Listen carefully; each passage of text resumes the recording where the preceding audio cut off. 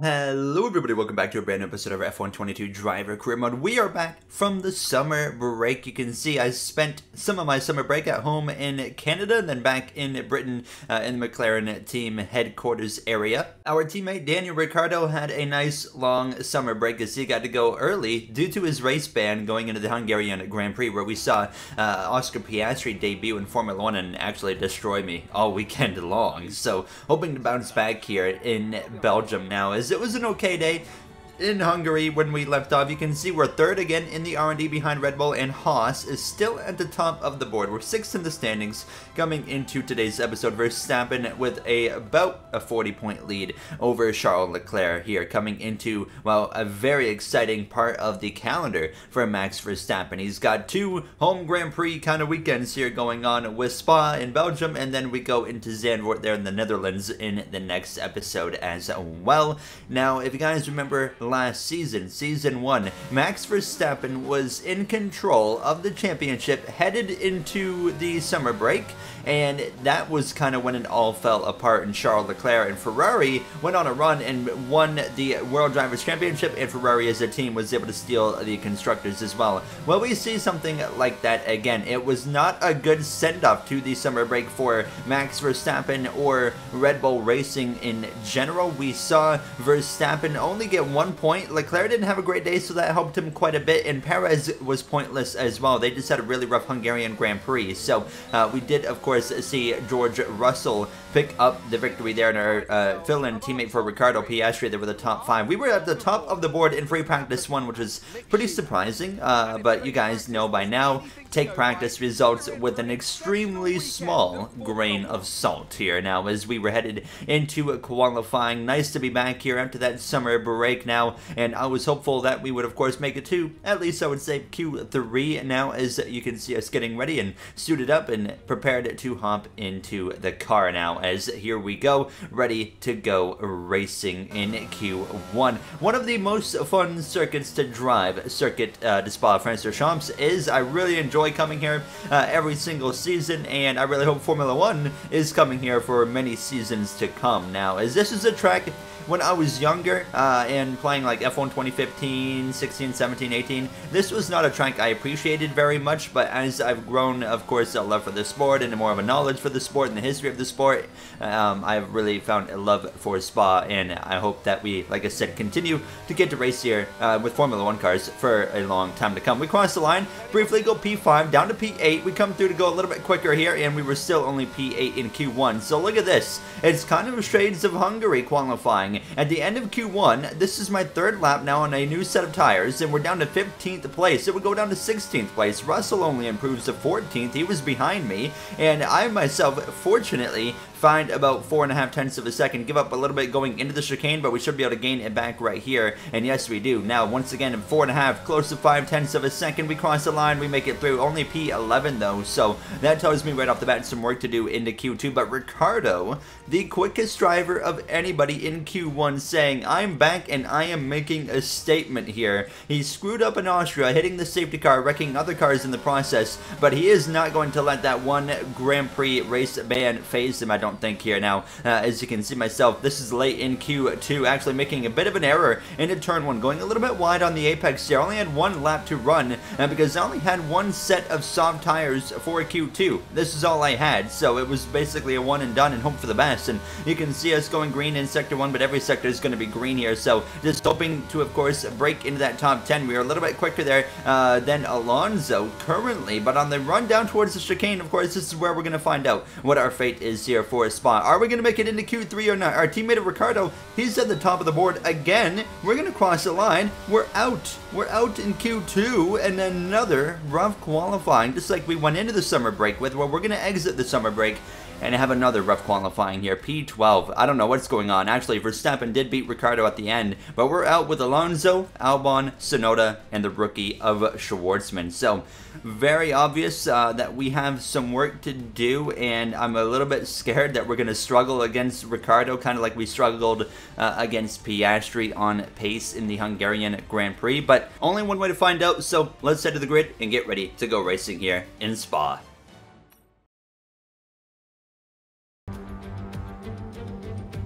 Welcome along then to the Belgian Grand Prix, the race that gave us the maiden victory for the Jordan team back in 1998. And in the same team, the phenomenal debut of a young Michael Schumacher. There's always something special just around one of the many corners of this fan favourite circuit. So here we are once again, ready to go racing through the Ardennes forest. 4.35 miles of long straights, fast corners and massive elevation changes. It makes this not only one of the most exciting circuits on the calendar, but one that makes for some consistently high quality racing as well. Simply put it, there's no place quite like it. Off the back of a fantastic qualifying session, it's time to see how our starting grid looks like for today's race. Daniel Ricciardo starts from pole position today, edging out Max Verstappen, who'll start from P2. As we continue through the rest of the grid today, we have Magnussen, Perez, Mick Schumacher and Russell, Sainz, Hamilton, Ocon and Fernando Alonso, Golden Boy, Albon, Charles Leclerc and Schwartzman, Gasly, Norris, Lance Stroll and Nicholas Latifi, Joe and Yuki Tsunoda. It's almost time for the lights to go out, so let's head down to the track where preparations are underway. And joining me for today's race once again is Anthony Davidson. Should we kick off our conversation with George Russell? That was a great win in the last race, but can they keep that momentum going into this weekend? It's always nice to come into a Grand Prix weekend on a high, but your expectations are based much more on your practice and qualifying runs. So it's the momentum from those sessions that they'll be hoping to carry into the race today. Ready to race here, not expecting to see much strategy difference between everybody. Everybody, I can confirm, was doing mediums to hards, literally everyone, so no difference in strategy at all. Let's get ready to go. The formation lap gets underway then, and it's going to be interesting today to see how the dry conditions could affect the lifespan of the tyres.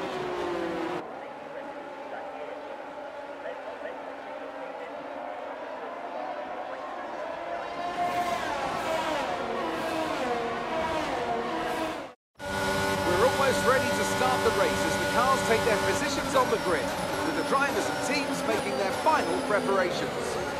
Alright team, not where we want to be starting, but I think we got a good race pace, so let's hope for the best here, and I'll do everything I can to slice through this field. Keep it clean today, mate. I think you can still get a great result here.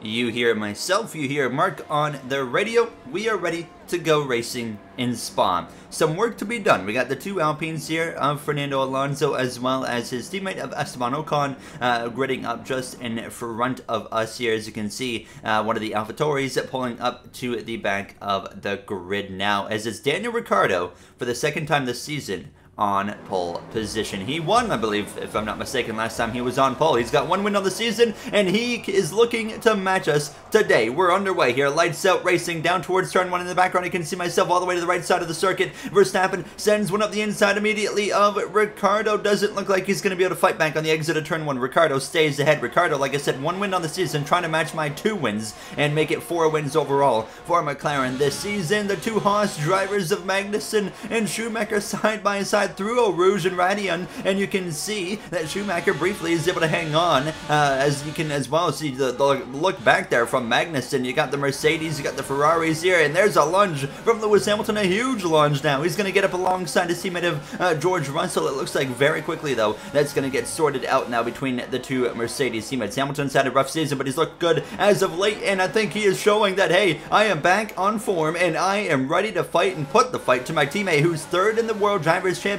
fighting still for a World Championship, while Hamilton is nowhere close to the fight, of course, because of how rough of a season he has had, but he does not appear to care, because here he is side by side with Russell, not making it easy, but Russell gets ahead there. You can see some side by side in the background as well here. Everybody scrapping it out so far on this opening lap. I myself a part of these scraps. I got a Williams Porsche that I'm battling with Alex Albon. That Williams Porsche team keep an eye on them. They're starting to make some improvements, and I think you're going to start seeing that on the R&D chart going into the next episodes and beyond.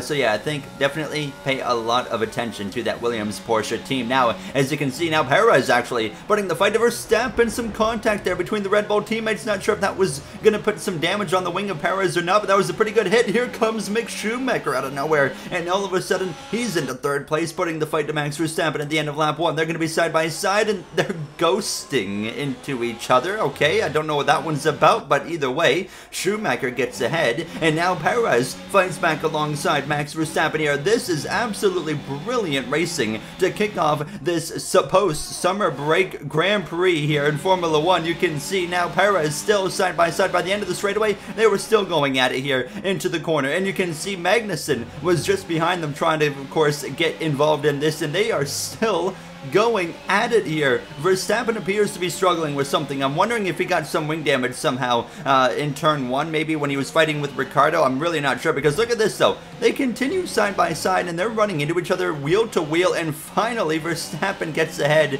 and holds on briefly. I don't think this battle is over. You can see though, I myself am right at the tail end of this scrap, because they fought so hard that it brought everybody into the mix here, all the way down to 12th place as Leclerc. He's having a bit of a rough Grand Prix so far, at least to start this thing now, as I myself am making a pass on the two-time world champion of Fernando Alonso. So up into P10 we would go, and you can see settling in right behind Carlos Sainz, and as well looking for an opportunity to go around the outside here of Sainz. Yellow flags out, but that's just because of how slow everybody was going, because it was such a big train. So up into P10, then immediately lunging one up the inside right there of Esteban Ocon, catching him off guard, and this train effect was benefiting myself greatly here. But look at this.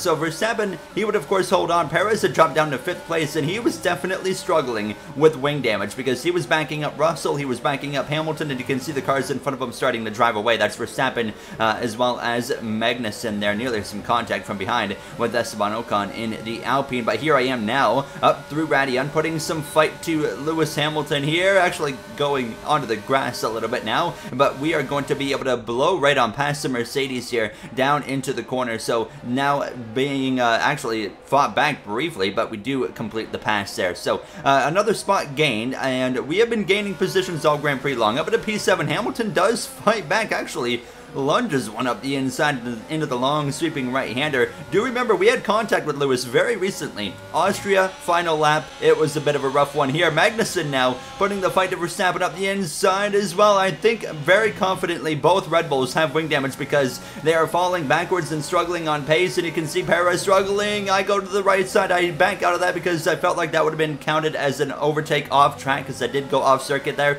so I didn't want to make an overtake like that now, even though it was kind of an evasive maneuver there as we are slipping and sliding. That opened the door for Lewis Hamilton to go past. What an absolutely insane start. We're only on lap 4 of 22, and it feels like we've had more action in this Grand Prix than a few Grand Prix combined this season. Now, all over the back of Lewis again as we head down towards the DRS straight, and we will be able to complete the pass easily once again. You can see Russell still trying to run down Sergio Perez in the Red Bull, and Verstappen's falling back towards us once again. He was, fortunately, he is able to stay within the DRS of Magnussen to kind of keep him up there a little bit further ahead, but up at a P7 again. So now I'm trying to focus in on this Russell and Perez scrap. Now, Russell, I'm expecting him to make a move in the next DRS straightaway, because he is really close here as we head down into the chicane. Lewis Hamilton has made a huge lunge, and he's wrecked us for the 2nd time this season. What in the world was that? We're going to immediately have to pit because we have wing damage, so we're going to have to do some extra laps on the hards. But now we have a lot of work to do, and what in the world? We'll get another look at it, but I didn't do anything different. I closed in on Russell and Perez into the braking zone, so I certainly did not underdrive the corner, which I originally was questioning. Did I underdrive the corner and just brake too early? I definitely did not do that. Here's a look. What in the world? Lewis just sent it. Absolutely sent it. He was under pressure from Esteban Ocon. Watch this. You can see Lewis drives away from Ocon and sends it into the back of me. Was that who I think it was? If you're thinking Hamilton, then yes. So Hamilton now into the pits there, and he would have to get a new wing a lap later, so he was still out in front of me by 3 or 5 seconds even. And what frustrated me the most is this alert that you're going to see. The stewards deem this a racing incident. I have to say, I am a bit shocked with that decision, Martin. Do you think that was worthy of a penalty? That should be a bare minimum 5-second time penalty on Lewis, I think. I don't really see how you can let him get away with a move like that. You hear the commentary from Brundle and Crofty and their thoughts on the situation. They thought it should be a penalty. I think it should have been a penalty, but we have to focus on and Ricciardo. He comes in to make his pit stop. He's been dominating this Grand Prix. Schumacher, second place, comes in just behind him. Great run for Haas, who is the best, of course, in the R&D currently. So definitely got to keep an eye on them post-summer break here. But here I am trying to, of course, work my way back forward and you know, limit the damage that we got. And fortunately, there were some Red Bulls still off the pace and kind of holding up some cars. And I did get confirmation.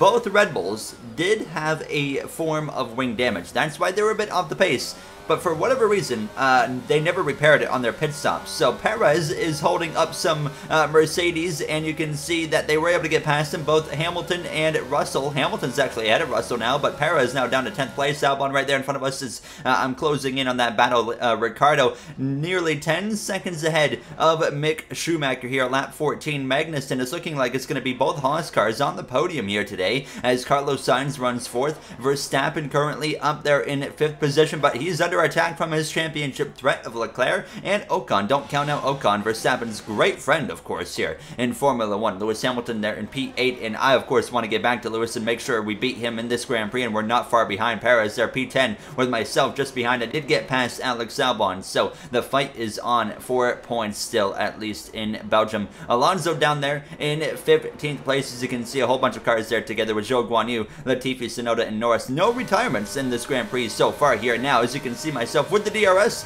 on Perez now, lap 15, and we're going to go up the inside here. He's got no connection to the cars in front of him, so it's going to be a pretty easy overtake for myself. And up ahead, Russell, Hamilton. They had a scrap on lap 1, and now they have a chance to scrap it out again, and these two were not done fighting yet. Now Leclerc up the inside of Verstappen, a very uncommon position on the track to go for the overtake, but it worked. And then Verstappen struggling with downforce with that wing damage. Here goes Esteban Ocon, who's going to go make the pass. So he goes from 5th to 7th in a matter of about 15 seconds here, and it's now points in favor of Leclerc to gain today over Verstappen. Hamilton, Russell side by side here. Lap 16 is going to bring me into the battle. I want to pass Lewis. That's my goal here now as we head towards the right hand of their side by side, and they're going to run each other off the circuit. Hamilton's off. We were able to get a 2-for-1 special right there. We'll get another look at it, but Russell completely ran his teammate of Hamilton off track. Look at this.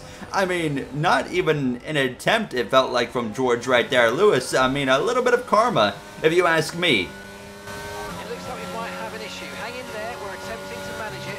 I should have kept my mouth shut. Okay, now we might actually be facing our second mechanical failure of the season, but we will wait and see on that one here now as we head down this straightaway. Russell not far behind, closing in with the DRS, but he's not able to make an attempt. Verstappen's 2.2 seconds up the road. You know, even though there's an impending mechanical failure, possibly, that's not going to keep me from pushing hard. We just gained literally half a second on Verstappen, who's struggling hard with the downforce, and it's not going to matter because, well, sure enough, there it goes. The engine is gone. A rough day, a rough return. We got destroyed by our teammate Ricciardo today. Hamilton took us out, and then we rally back to a decent position, and then the engine fails. So one of those days here in Belgium now. Very, very unfortunate. Nothing really went our way this weekend. So, yeah, I mean, it is what it is, of course. You're going to have weekends where things just don't go your way. But, you know, after a bit of a rough Hungary Grand Prix, it's a little bit unfortunate that we come back out of the summer break after that long kind of time to do our thing and just get relaxed and get ready to get back into the grind. And this happens. So, Ricciardo would hold on for the victory, so he matches me with 2 victories on this season, 4 now overall for McLaren, both of the Haas cars on the podium. So of course a great day for both Mick Schumacher in 2nd place there, as well as Kevin Magnussen in 3rd place. So, I mean, I'm really happy that Ricciardo was able to win. I'm now just noticing it says 81 on his fire suit, so that's a weird thing with this mod. But, yeah, overall, a great day for Danny Rick, and nice to see him come back fresh off of that race ban and be able to absolutely dominate. Maybe that race ban was a secret weapon for Daniel Ricciardo because nobody had anything for him all weekend long. He qualified on pole and just drove away. I think it was certainly beneficial to him that both of the Red Bulls did pick up wing damage and struggled really hard, and we're going to see where both Red Bulls finish, and most importantly, of course, Max Verstappen. He ends up P6, so he gained a spot on somebody, but you can see he did still get beat by Leclerc by a few positions. So you can see the rest of the finishing order there. Hamilton ends up in 15th place, a rough day for him. And now let's take a look at the standings here, and you can see that Ricciardo closes in on me a lot. Verstappen only has a 35-point lead over Leclerc. Russell back by 62. Don't count out Russell yet, but it looks like it's going to be Verstappen, Leclerc, Season 2, Volume 2 of their championship fight in Ferrari versus Red Bull for the constructors. Again, as we continue to fight Mercedes, we aren't flying anywhere. We're headed down the road to the Netherlands. So I will see you guys in the next one. Thank you for watching. Have a great day, everybody.